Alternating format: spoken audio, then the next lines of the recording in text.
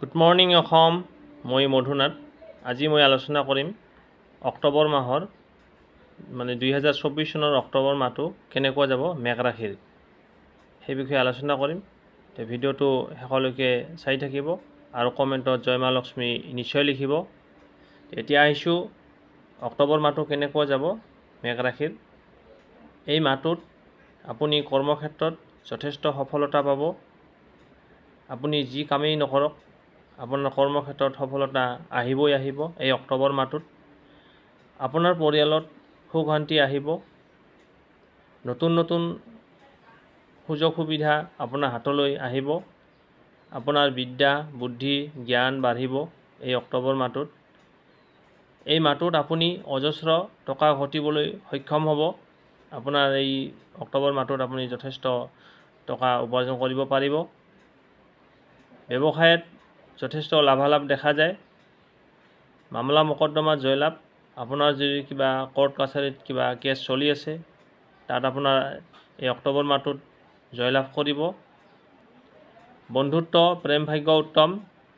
মাজে মধ্যে অযথা চিন্তাই আপোনাক আমনি কৰিব পাৰে।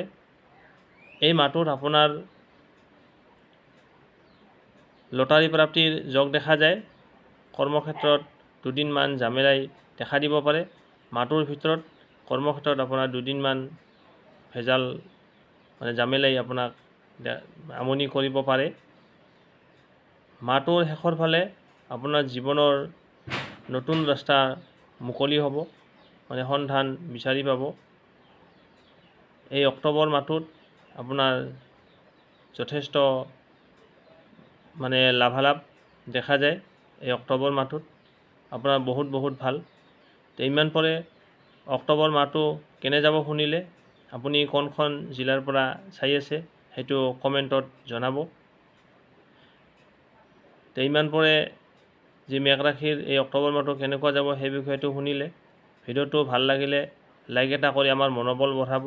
আৰু যদি চেনেলটোত প্ৰথমবাৰ আহিছে তেনেহ'লে ছাবস্ক্ৰাইব কৰি অল নটিফিকেশ্যন প্ৰেছ কৰি থ'ব, যাতে যেতিয়াই মই নতুন নতুন ভিডিঅ' আপলোড দিওঁ সৰ্বপ্ৰথমে আপোনাৰ তালৈ নটিফিকেশ্যন যায়। আজিলৈ বিদায় লৈছোঁ। আকৌ লগ পাম অন্য এটা নতুন ভিডিঅ'ত। ধন্যবাদ।